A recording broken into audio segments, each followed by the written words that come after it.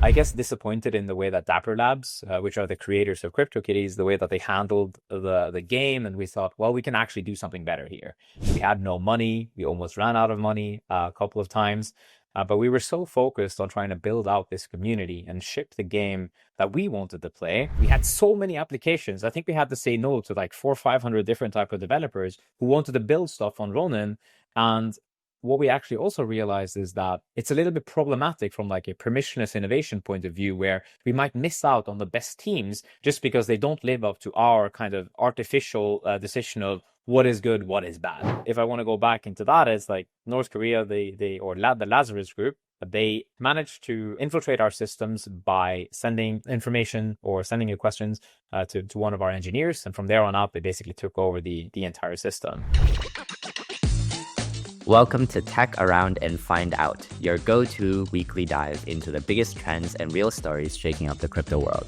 Disclaimer, nothing on this show is financial or investment advice. NFA. Always do your own research and consult any licensed professionals before making any decisions.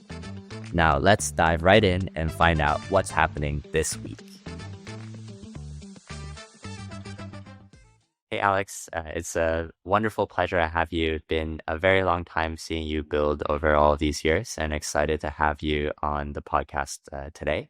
Obviously, we've been trying to showcase some of the builders that we think have been longstanding in delivering really interesting ecosystems, and highlight some of both the tech and the operations behind the scenes that sometimes gets drowned out in all of the noise that we hear on a day-to-day in crypto.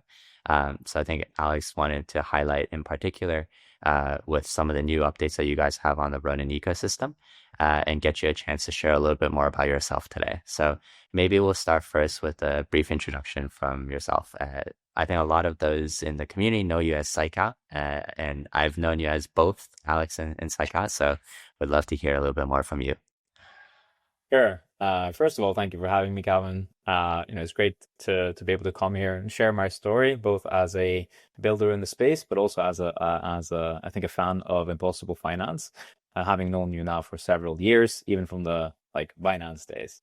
So with that said, I'm Aleksander. I am one of the co-founders of Sky Mavis. I'm the chairman and the chief operating officer as well. So I lead everything on the business side for us. But we've been building in the space now for I think almost 8 years, closing in on 8 years. I've been doing everything in Sky Mavis for a very long time, both building community, working on product, but really over the past 5-6 years, I've been very focused on kind of the business side of it, making sure that we have enough money basically, and that we can have a strategic position in the market, that we're building towards the right things, and that we can support the game studio partners in particular that we work with on the Ronin Network side. So yeah, that's like at a very high level. Before working at Sky Mavis, I actually worked in the traditional gaming space, and then also in a Web3 gaming startup before that time. So that's very, very early. We're talking now in like late 2017. So it's been a long time coming, or working in the crypto space. I'm also one of the founding members of the Blockchain Game Alliance, which is a nonprofit organization working towards the adoption of Web3 gaming. And I'm also a venture partner at Hash, which is an investment studio or investment VC. And I also am a prolific, I guess, angel investor. I think I've invested in close to 30 different startups at this point. So definitely many ups and downs on that side too, but it's interesting to support different builders in the space. Yeah, I'm very fortunate to call ourselves one of your 30 angel portfolio as well. I think one of the things that you hit on was, this is year 8 for you in crypto. And I think for a lot of us, it feels like time has flown. At the same time, there's so many new folks that have come into the space. And I think that one of the most beautiful parts of the story of at least what I recall from you guys starting, even at the earliest days of Axie, was obviously just getting together in the Discord and being real users and players of other games and the CryptoKitties and other stuff, right?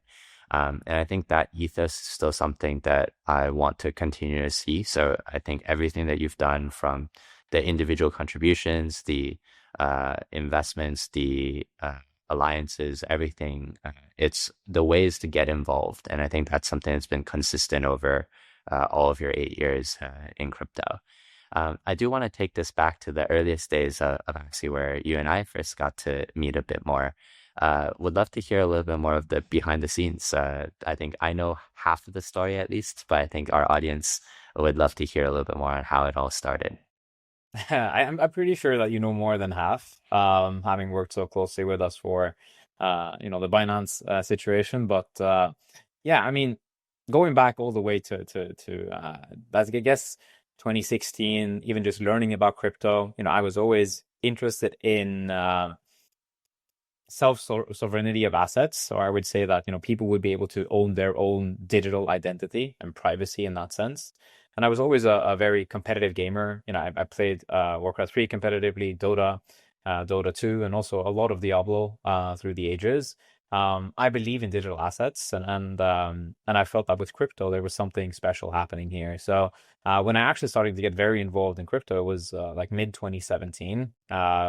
Trying to buy some Ethereum, just using the Ethereum protocol. And that's also where I discovered CryptoKitties. And in CryptoKitties, it was like the first blockchain game that was almost created, at least to a somewhat functioning degree. There were some very early prototypes before that, but that was really the one that kind of blew up and I think took down Ethereum even at one point. So the community was about 10,000 people at the time, and I was very active there. I think I traded my way from like $200 to something like 40, 50,000. I had a lot of fun playing CryptoKitties. And that's also where I met Trung, who's another of the co-founders of Sky Mavis, which then was only supposed to be Axie, and also Jeff, right? But we were playing this game together and we were discovering the beauties of crypto and what it would enable. And we were so, I guess, disappointed in the way that Dapper Labs, which are the creators of CryptoKitties, the way that they handled the game. And we thought, well, we can actually do something better here. Especially when we started realizing that these guys are probably not going to fulfill the vision of CryptoKitties. They had something bigger, some bigger fish to fry, which basically became the Flow blockchain. So we were like, okay. Strong was saying to me that, I want to make this game. I have an artist friend of mine. We're gonna create a company together. We want you to join to be a co-founder. And I said, are you crazy? Like, I live in Norway. You guys are in Vietnam. And I have my other company that I'm working with right now, which was a Norwegian startup building in the crypto space, where I was doing community management and then different type of business development. And then eventually it ended up actually that I joined as an advisor first, and I advised Trung to actually hire Jeff, who was also coming from the community. And during that time, I actually saw that Trung was great at shipping. And compared to the other company that I was working with at the time, I was like, wait a minute, like, why would I work with this company when I could rather work with some real shippers here? And I can even have a bigger role to play. Arguably, the game and the vision for Axie was like much smaller than this other Norwegian game studio, which had like expertise within making MMOs and a lot of like really big things, but they didn't really understand the crypto ethos. And that was very attractive to me, combined to the fact that they could be builders. So that's when I decided to actually move to Vietnam. And I moved to Vietnam, I would say very early in 2018. Lived there back and forth for the next 2.5 years or so. I was roommates with Jiho, with Trung at one time and other engineers. We had no money. We almost ran out of money a couple of times. But we were so focused on trying to build out this community and ship the game that we wanted to play that I think that really was shining through when it comes to the players, right? And why they actually continue to support Axie, even though we had like 200 to 1,000 users. Crypto was crashing, is a little bit similar to where we are today. And I remember that we had our balance sheet in Ether at one point because we were so bullish on Ether and so bullish on crypto. And we ended up just having 1 month of runway left, which was terrible. And that's really when I decided that this can never happen again. And why I decided to get even more involved on the business side and basically making sure that we had money to survive. And I think that's really one of the more key things for any type of entrepreneur, to make sure that you have runway so that you can build towards your vision. So that's a little bit about the start. I've been doing a lot of stuff within the Axie community from the early days. I think as a startup, when things really start to take off, you have to wear many hats. And I think both me and Jeff and Trung, we did pretty much everything. Community building, support. I remember at one point I was manning the support email for Axie when things started to blow up. So It's been an incredible journey since the beginning. Yeah, and I think that ever presence is something that I think is a hallmark of a lot of the best builders in this space. Um, I think I saw a YouTube video of Anatoly from Solana in the trenches of a hackathon 2 weeks ago as well. Like it's something where all of us have had to be on the front lines, even if the kind of impression that people have of co-founders is not necessarily to be always in the weeds of stuff, but that's also what often is necessary to do what it takes, right? And I think you guys did a lot from the grassroots growth of the users, as you mentioned. And I think that in particular, the Philippines as one particular region that I got to see up close and up front, and would love to hear a little bit more on your perspective. But I remember seeing like ice cream guys like taking SLP token, like ice cream trucks taking SLP token for payment at one point of the quote unquote whole gaming cycle, right? So would love to hear a little bit more on your side, just how, all of the blood, sweat, and tears that you've seen, how did it feel to see that all kind of come to the point where regular people not that didn't really know crypto at that time got to know crypto via you guys? Sure. So I think, even going back to 2018, 2019, 2020, we were trying to ship a game that we wanted to play. But the first game we shipped, like I think, only had about 200 daily active users or something at max, right? And then eventually we shipped the second game, which is now called Axie Classic, and combined that with also creating our own blockchain, basically the Ronin blockchain, which then was supposed to reduce the gas costs for the players and then also enable them to breed new Axies cheaper than what was possible on Ethereum, and that enabled some incredibly new things from a meta game perspective. In addition to that, we also created the Smooth Love Potion, or Small Love Potion token, as it was called back then, which was just a very simple utility token that was tied into a one game loop inside Axie. It was an experiment to see like how would this work, where we back in the day actually had experience points. So you play the game, you would earn experience points, and you could use that to breed new Axies. Then we turned those experience points into small love potions, and from there, people needed to use the small love potions to breed their Axies into new Axies. And then we let them tokenize those small love potions. And from there on out, it was the same time as Uniswap basically came to market. So people then created a liquidity pool for that token, so that you could very easily trade and go from time spent inside the game into actual ether and real money from there. And that's an incredibly powerful mechanic as long as it scales and works. And basically, if you do that at scale, it means that you can create jobs for, hundreds of millions of people potentially down the line. And the good thing from an Axie perspective is that, and Sky Mavis is that we have like in-depth experience working with these live economies, and we're seeing what can happen when they really start to take off. Which then again leads you to, let's say, the areas in the Philippines where Axie really started to take off, and where people eventually started to use small love potions or smooth love potions that they eventually evolved into for purchases in real life. And as you said, for ice cream or even for chicken, like to me, that's the natural next step as these game economies become massively massive, where the things that you do inside the game, they have real life value as well. And why would you have to do something else than just spend the same money that you have inside your wallet in real life shops if you can do that if the recipient also accepts it, right?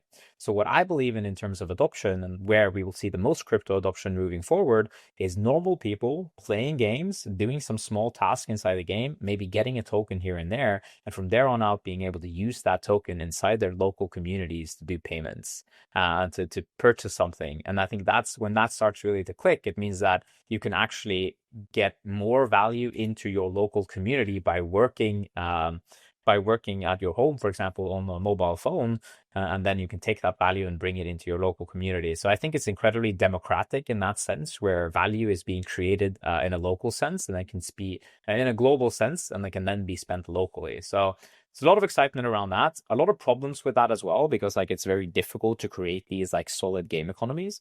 But that's really where we spend a lot of our time, and Sky Mavis now, both looking at from an Axie perspective, but also like working with different partners that want to experiment with this, that have a similar viewpoint on the world moving forward, where they believe that crypto adoption will happen through games, and they want to basically solve this play to earn problem, as it is called. And I think Pixels is one of the teams that's like really, really deep in the weeds on this as well. And we're super excited to work with many, many, many similar teams moving forward. Yeah, I love it. And I think Pixels has actually, if I remember correctly, come back to breaking even on their emissions and their in-game revenues based on one of the tweets I saw from Luke a couple of weeks back.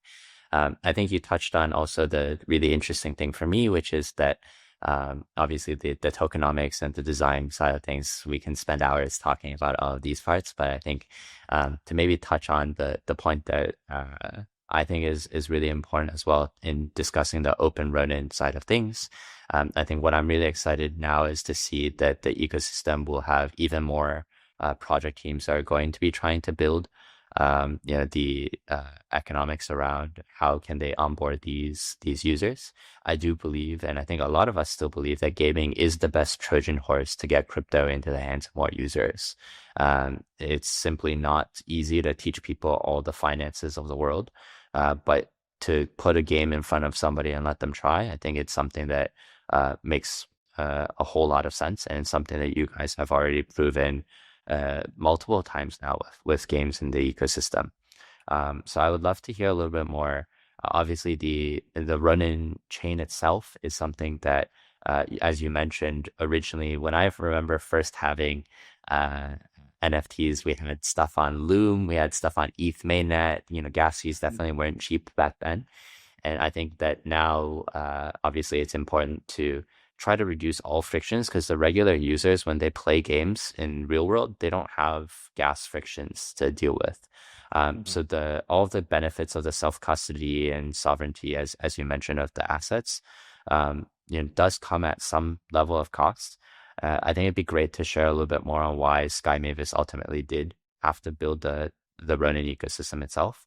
And also, given how hot Solana and other ecosystems are now, what was the rationale or reasoning behind EVM in particular as the kind of core base of the type of chain that Ronin is today?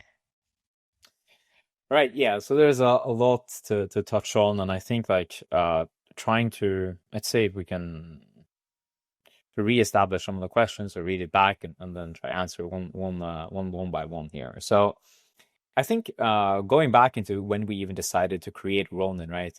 It came from a place of having a feeling that the builders who were supposed to build the scaling solutions for us, they didn't actually have the expertise that we were after, because they didn't solve the same problems that we were solving for. So there's like a very big difference between actually building something and saying that you're going to build something for someone else, unless you actually know what you're doing. And I think that a lot of the companies that end up creating infrastructure tools and services, they are oftentimes consumer companies that are solving their own problems, because they realize that nobody else is going to do it for them at such a deep level that they actually require. So, as we said, we worked with Loom Network, which is supposed to be this gaming network, but in reality, they weren't at all. I think eventually they pivoted into healthcare, which kind of left all of the games that had deployed a part of their infrastructure on Loom, like high and dry. And when that happened, we really started to understand that, wait, we can't trust anyone. And then we started to do things on our own. And this was, I think, very late 2020 when we started to realize this. So we started building within our expertise area, which was actually the EVM. So we had deployed a big part of the Axie infrastructure on Ethereum from the beginning. And Solana and all of these other chains, like they weren't really popular at the time. They didn't really exist, more so than a theoretical opportunity. But we needed something that worked today, that was scalable and could solve a problem for Axie if we were going to hit like millions of users. So that was the beginning, and that was also why we decided to make it permission at the start, because we had seen that the infrastructure just doesn't scale to the level of user experience demands that we have. So gamers, as you mentioned, they have these like very stringent demands for the games that they play. The MS needs to be very low. The user experience needs to be perfect.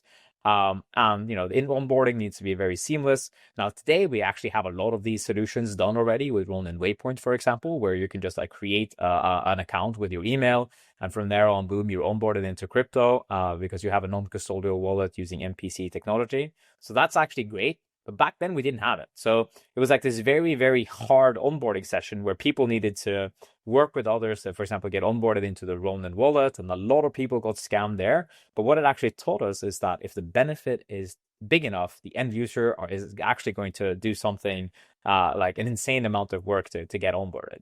Now, that is not realistic to do at scale. So now that's why we, of course, needed to build out all the tools and services to really make onboarding a lot easier. So that's like I think a little bit of why we decided to make Ronin and why it was being permission at the start.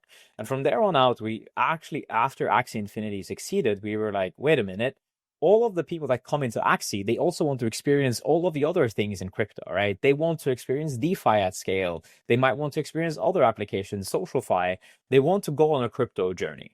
And unfortunately, at the time, we didn't have all those tools and services on Ronin, and the Ronin wallet didn't support any other chain either. So these users, a lot of them churned out of the ecosystem rather than staying retained in it, which is something that we were realizing is a massive, massive mistake. Because if you look at something like MetaMask, the place where people usually onboard into their wallet is usually where they stick around because they have a very strong loyalty to their wallet. It's like very trusted. They have money in there, right? It's one of the most powerful things that you can, products that you can interact with. So that's like where we realized that, wait a minute, we actually need to expand beyond just like Axie. And then we started looking at, okay, the teams that, we can expand into and working with, we need to do it one by one at the start, so that we can concentrate the amount of attention that these teams can get when they work with us.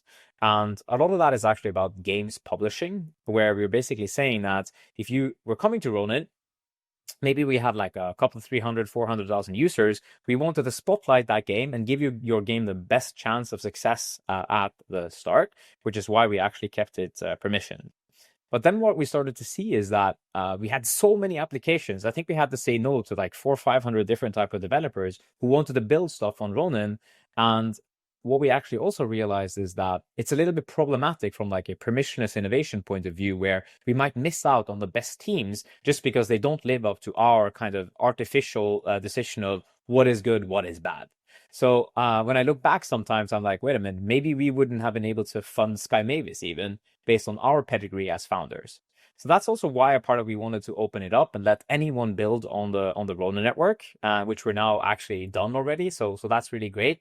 And to see all of the people that want to build, it's been tremendous. And I think that a lot of people are going to be up for a wake up call when they see how many strong builders we have, and especially the strong community that we have with Axie and with Ronin.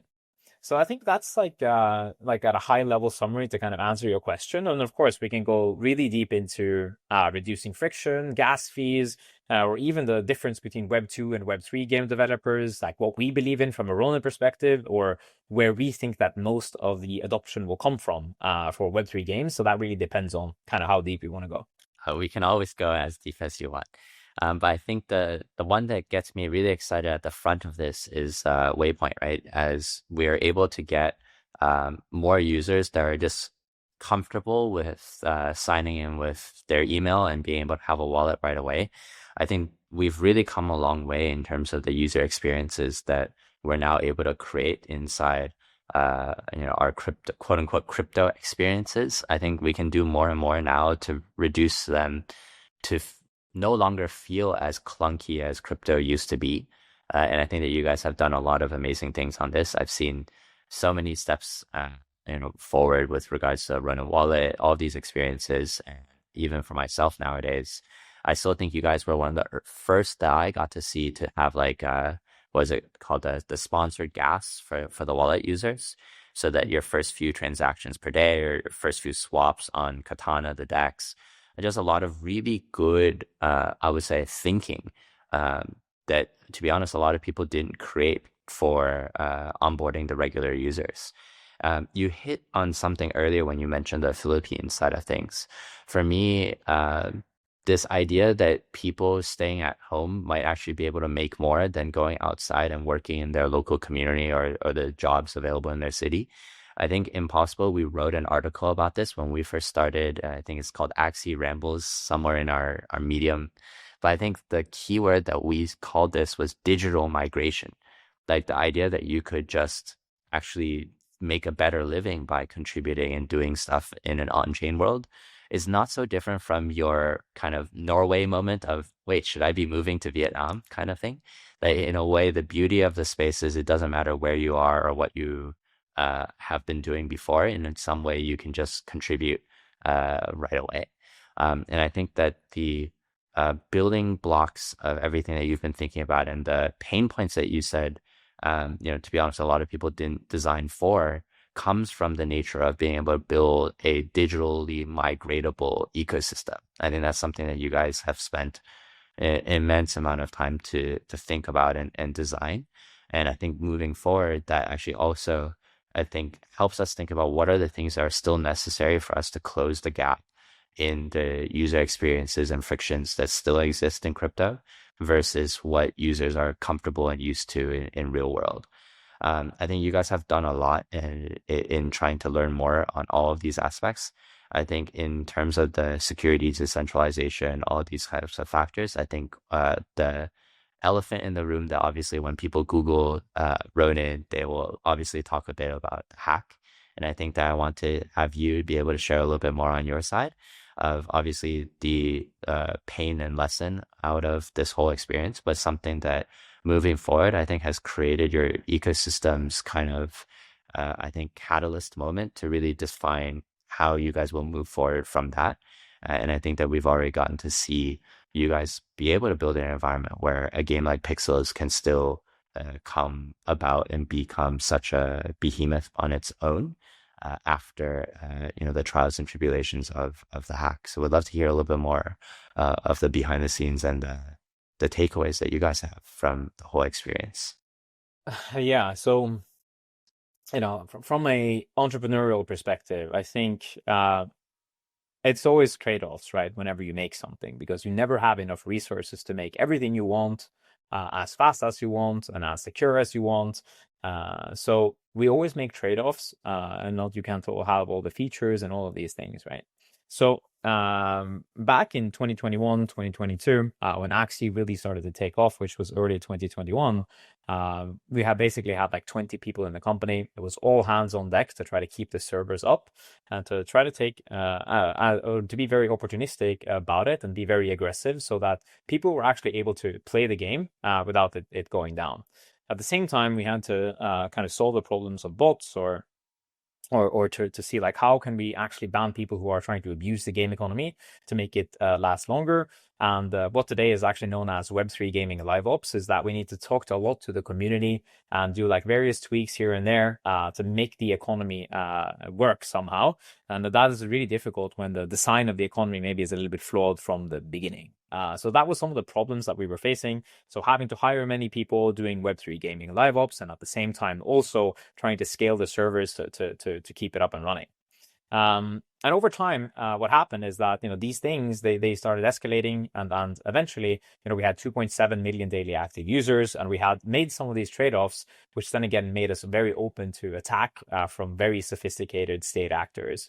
So what happened is that one of the we had created an opportunity for one of the validators that were validating Ronin blockchain for Sky Mavis to be involved with that too, and we had forgot to give them access, or they had forgot to remove that access over time, and then eventually that was actually exploited by North Korea.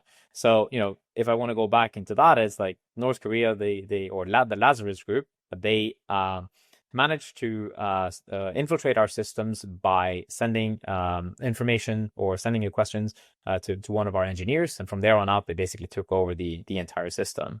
And then we had this additional extra thing, which then led them to be able to abuse it. And from there on out, they were able to steal $600 million or so. Which obviously is incredibly painful because it was not our money, it was the user's money that had been deposited in the bridge and basically left us in a situation where unless we actually find a way to refund all the customers in a very short period of time, then the company is basically bankrupt because like the users would have no trust, and that became a very difficult situation to handle. But I'm very proud to say that I think we handled it, really, really well. All the users' funds eventually were refunded. And Sky Mavis is still here today. We have about 250 employees. We're in a solid financial position, but naturally, like the company will never be the same when it comes to the learnings that we had and just like the importance of security, I think, in this space. So that's something that whenever we talk to game teams, we highlight some of the learnings that we've had. And we try to make it so that they are also very focused on that when they are building out their own systems, because crypto systems are continuously under attack. That could be from DeFi, but that's also from the game perspective, where people want to abuse them and get more resources, for example, which then again is basically attacking the entire nation, or the digital nation, as we like to call some of these games. So yeah, I think from a community perspective, the best thing that kind of came out of this is that pain has a tendency to either break things or to bring people closer together. And what I will say for Sky Mavis and the founding team is definitely brought us even closer together, because we stayed focused, we solved the problems one step at a time. And I also feel like the community got very close together at that time too. So of course you can either sell everything and leave, or you can stick around because you believe in the company and the team. And I feel like that basically created the bottom in terms of sentiment. And the people who are still been sticking around, they know that they can trust Sky Mavis to have their backs and to keep on shipping throughout the cycles. And that's something that I am very proud about. And I think that entrepreneurs that are building in the space need to be ready to handle these type of emergencies and have some kind of plan, or at least steel their resolve, because we don't know what tomorrow brings, right? Being stoic in the space, I think, is key to actually shipping something over time. Because at one point the prices are going crazy, you feel super wealthy, you feel like, oh, we really cracked the puzzle here, and then like a couple of months later, everything is terrible because the price has crashed or you've been exploited or something like that. So how do you continuously plan for you hope for the best, but plan for the worst? Yeah, love it. And I think it's something that I don't think can be understated, but to see you guys come through that and make sure that every user was taken care of that had deposited into that bridge and make them all whole. Obviously now this Bybit hack, obviously I don't think anyone wants to be on a leaderboard of this, but you guys are now the two biggest ever, I think, cases where you've made all users whole. And I think to give that as like you said, the bottom of sentiment, but something that also gives everyone a huge signal that says that, hey, everything you do from there on out, that these guys are in it for the right reasons, because they could have chosen an easy path, right? And you guys chose the hardest path to say, hey, users are going to be taken care of here. It's the right path, it's the necessary path, but when the numbers are this big, it's very easy for people to just say, yeah, I don't want to try to figure out how to fix this, right? So the fact that you guys did, and the fact that you guys have continued to build today, is exactly one of the reasons why we feel confident that it's worthwhile to keep building cool things with you guys in any form or fashion. It's, I think, the right ethos and the types of things that I think a lot of the newer joiners in crypto still haven't seen, some of the, let's call it, builder battle scars that we've accumulated over these years. And some of them, of course, are quite gnarly scars. But I think that, exactly as you said, it shapes kind of the vision that you have moving forward, and it shapes the way that the community responds or bonds together when you as a leader and when the rest of the team thinks in the same. So I think at the beginning of 2024, I'm really proud to see the way that Pixels really kind of kicked off, I think, one of the flagship kind of moments for you guys as a Ronin ecosystem. To see new games start to come out as kind of separate IPs, all powered within the same ecosystem.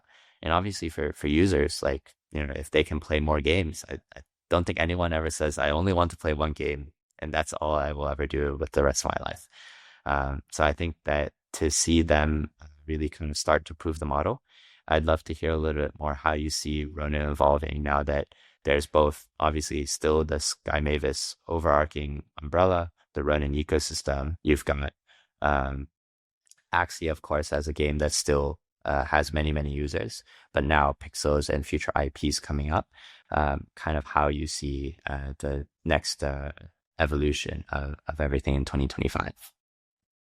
Sure. Yeah. So I think, yeah, Pixels, it was really great to see, and it validated a lot of our beliefs and I think thesis about like what kind of builders do we want to work with. We had been trying many different things, like even Web 2.5, and we were like, well, is it actually possible to make a kind of that type of game and still be successful? But actually, it really depends a lot on the entrepreneurs that are building in the space and like their perspective, I think, on crypto and how deeply they want to lean into it.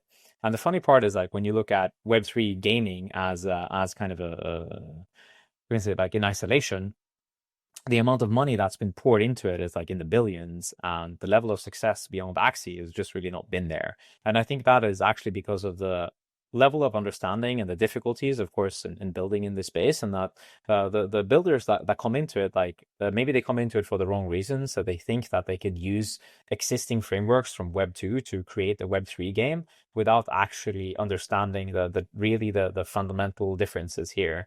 And I think that's the key.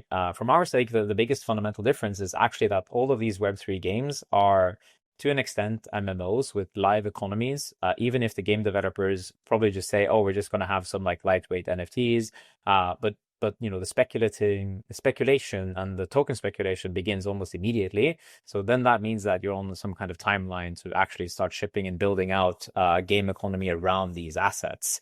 And I think that it's just like very difficult to do that in certain genres. I think FPS is very difficult. I think we've seen, in Web 2, something like Counter-Strike actually make these like FPS games successful with digital assets. But it's really, really difficult in Web 3 because you have to build a strong foundation, strong game, many different type of players. And from there on out, you can actually have somewhat of a live and functioning economy. What I think is easier is actually to use some existing frameworks from Web 2. So you find them in MMOs in particular, where you're basically creating an economy inside the game where people have different type of jobs or they do different type of things inside the game for others. And from there on out, you can try to build a system that's, entertaining and fun, and then eventually becomes a digital world. Now, then if that's kind of one of the premises, we have to look at it like, okay, how many experiments do we have to do to actually make this economy functional? And then you probably need like hundreds or 1,000 even, and you can actually use like similarities from the Axie economy and put that even into these like other new game economies. But actually doing those experiments, if you combine that with like AAA type of graphics, it's like incredibly difficult to do those things at the same time, because the game economy probably will tell you, oh, we need to do all of these things to try to tweak it. But the kind of the graphical side means, wait, if I'm going to do that tomorrow, that means I need like 3 to 6 months to a new feature. And by the time you have shipped that feature, the game economy is telling you something else, because the users are using the game in a totally different way. Which is why I feel like we have to go down like several notches actually on the graphical fidelity kind of tree, if you would call it that. And from there on out, build like lower quality games in a sense, from a graphical point of view, but deeper when you look at it from a game economy and meta layer type of game, which is actually what Axie was from the beginning, but people really didn't grasp that. So if you have those kind of foundations, that means that you can eventually start to experiment and go higher up in the graphical fidelity tree, if you want to call it that. And from there on out, ship these amazingly beautiful games, which have only additional benefits for the players. So from that point of view, we always try to look at it. What is in it for the players in terms of benefits? So is it the cultural side where they can own their NFT assets, the history that they do inside the game, and maybe just like trade them if they want to? Or is it like a full-fledged game economy like they would be in an MMO? So I think that's a lot of how we think about game development, and really what decides the level of focus that we have with different teams. But we also want to open up Ronin so any team that wants to can experiment, because we don't have all the answers yet. I think that there is a a level of there's a blue ocean out there that we're still trying to sail, but we need to figure out what works. We have a strong thesis on it. But for example, for Axie, a lot of that was experimentation and a lot of that was trial and error. And I think that's really what we need to see from many of these teams. So that's what we think about it from a Sky Mavis point of view when it comes to games publishing, right? We want to invest in great teams, great studios, and work with them so that they can use all of the tools, all of the services that we have. But in addition, work very closely with the founding team and the team that we've set up who can actually help them to avoid some of the mistakes that we made, but actually push forward on some of the positive things that we've seen work in the space. Love it. And I think this founder-centric approach or founding team-centric approach is one that's necessary, given that, same as what you mentioned about your own team bonding and going through the thick and thin, that you get to pass along a lot of your own learnings to the next generation. So I think that makes a ton of sense. I'll ask a version of this question, which I guess you get to do this in the level of hands-onness that you guys already do for the project teams in the ecosystem.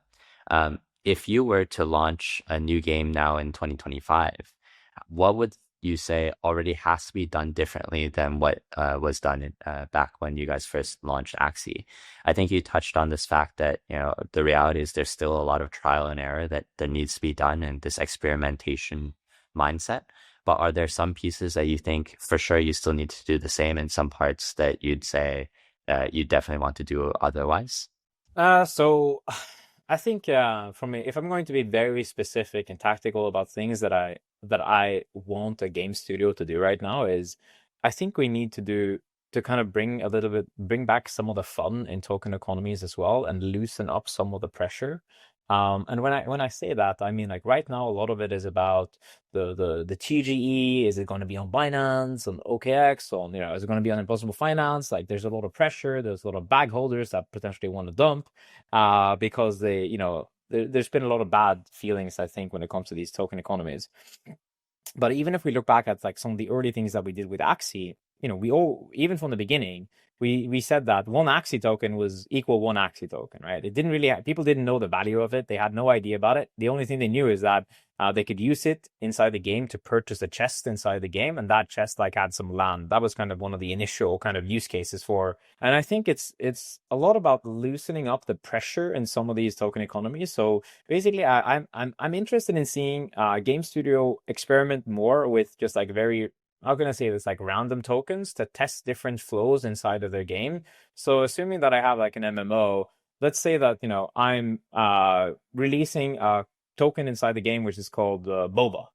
And inside the Boba token just has one purpose, right? It can only be used to access a specific type of dungeon. Nobody knows the value of Boba really, but the users, if they want, they can mint that Boba token onto the chain, create a liquidity pool for it, and they can start trading it because of maybe the intrinsic value that's inside the cave or the dungeon, and maybe some of the stuff that they can find there. And I think some of the things like that, and then the point here is that you have to be very clear with the community in terms of expectation that this Boba token just has like the value of one Boba, right? It doesn't have anything specific. It's just an experiment to try out the game loops. And then you have to see, like, do people actually want this or do they not want it? And you have to try many of these things. And I think it's very weird when you think about it from a game developer perspective, because you have limited amount of resources and you would logically think that you want to save those resources for something big, right? But in reality, like, you probably need more iterations to see like if this works, and then eventually you might turn the Boba token into something else if you want to, but just don't tell the community that is the plan for it if it is the plan, because the moment you tell the community that this is some like big thing, everyone is going to go totally crazy and be like, oh, I need to speculate, buy, sell, whatever. That is not the purpose here. You need to test out one specific game loop, and from there on out, see like, does it make sense to do another Boba token? Do we need to do something else? And actually try to loosen up some of these like very, very heavy expectations from the community and even from the exchanges. Because the exchanges, they look for traction, right? They look for real community because they don't want to list a token that's just going to immediately dump both from all the grinders and even from their traders, right? So Axie Infinity AXS token launched on Binance at 10 cents. And I think it went down to 8 and then up to 13 cents or something like that. And at the peak, it was $160 per token. Now, where does that kind of demand come from? it came from breeding, right? You needed to use Axie tokens from breeding. It's like one specific game loop in there. And there was a lot of other things that led to the speculation there as well. You had staking, you had all of these other use cases as well. But it's like just one way of saying that the initial valuation for these tokens doesn't have to be in the trillions or whatever. You can start really low and actually build step by step by step if you have a functioning game economy where the demand is there. Yeah, and I think that a lot of folks are unfortunately both on the builder and the trader side, maybe too focused on TGE side of things these days. And I think exactly as you said, some of the magic is testing very granular pieces of what really works and what actually has product market fit for the users in terms of their belief and their usage of these in-game assets, and then what parts are things that you want to reward the organic behavior that happens in the ecosystem as well. So I totally agree with all of the points there. I think looking forward to now this open Ronin side of things, I guess I'd love to leave you with one last open space to just talk more about what you see as some predictions for some of the madness and the experimentation that you think might happen in the ecosystem. I know we can't talk about price predictions, but I'm very curious to hear what experiment predictions you might see, you might think that we'll see this year on Ronin. Yeah, so I think actually we're moving into more of a fundamentals type of eco or kind of area where the pricing of these tokens will be tied into not only speculation but also revenue streams, and that's actually what happened with Axie. If you think about that from a blockchain perspective, what is the purpose, or like, is it only going to be gas fees, for example, or does like blockchains need their own protocol treasuries, for example?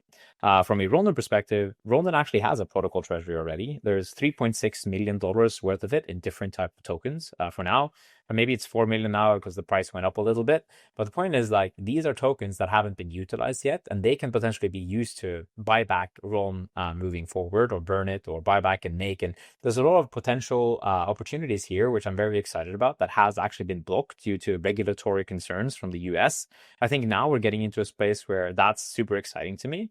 So I think that's one of the things that from a protocol point of view, obviously I'm interested in upgrades, but I'm thinking like very fundamental from like an economic point of view. How do we offset the emissions that are potentially coming from staking rewards and various other rewards to actually drive the demand for the token? And I think that's like the way that we think about it from a game perspective as well. Now that's from the protocol side. From like a ecosystem building side, I'm super excited about DeFi entering Ronin finally. I think DeFi builders are going to come en masse to Ronin as soon as they start to realize that they can actually get users here at scale.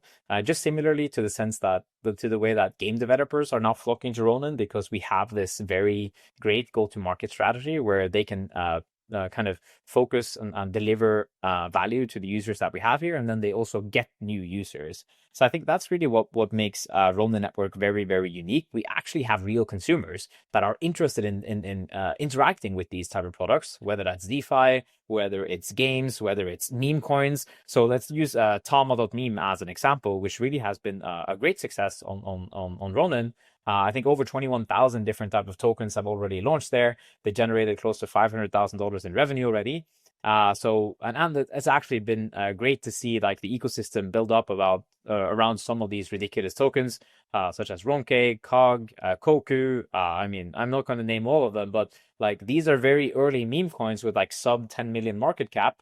But the thing is, like, they have such strong communities, which is much more attractive to me than like these, I guess, Solana meme coins, which is becoming so very ugly in a sense, where everything is about pumping and dumping and not really about building a strong community around the token. And even that's what happened with Doge, for example, from the beginning. So I think something magical might happen there from a meme coin point of view, especially as the community kind of gathers around one specific meme coin. So there is that, and then DeFi, and then also SocialFi and other type of applications that will come into the ecosystem to get to the users that we have. Last, I guess, mentioning a part of like the layer 2 type of strategy on Ronin. Where do we go from here? Right now, we're experimenting with ZK EVM. From Polygon. I think it's going to be interesting to see if ZK EVM turns out to really work, so that we can spin up some layer 2s on top of Ronin, such as maybe even Pixels. I guess we'll see which game studio will be the first to have their first Ronin Layer 2, or if it's going to be some other type of technology that turns out to be the winner. So yeah, I'm very flexible in that sense, and I'm very excited about the future for Ronin. I don't think we should be too focused on the day-to-day price action, even though that's of course like a signal. But like the long-term value that's being created here is really the key. And how can we make sure that the community that's interacting with our applications are happy and feel that there is some progress, they have stuff to do here. Those are kind of the fundamental things that I'm interested in pursuing. Love it. I think the culture part can't be understated in what you mentioned about the communities being built, even in the meme coins. And I think somebody I trust a lot in thinking about culture is actually Peter Pan from 1KX, who wrote the really nice thesis on you guys last month as well. I think overall, like you said, we can't obviously just only dwell on the price side of things. I think what is really exciting to me is that the experimentation, sorry, I should say room for experimentation, as you said, is going to be so much bigger now within an open Ronin ecosystem. So I think a lot of amazing ground covered, a lot of really, really cool things already happening. I think our research team needs to get in the meme coin trenches of Ronin now soon. And I think overall, all the things that you guys are doing, there's still a lot more that we'll be looking forward to seeing in the upcoming years as well. I guess, Aleks, anything else that you want to cover? Some parting thoughts for us? No, I think we covered everything here. So I'm excited. I'm going to send you a Ronke PFP now. If you send me your address, so you can represent as well. Sounds good. I'll get you my newest social login wallet so that I get to access it and look at the PFP wherever I go, since I don't carry obviously all of our keys, but that with the social login experiences, I really think this really makes interacting with Ronin so much more easier. So looking forward to it. All right. Thanks for having me. Thank you so much for the time today, and looking forward to seeing all the cool things coming this year.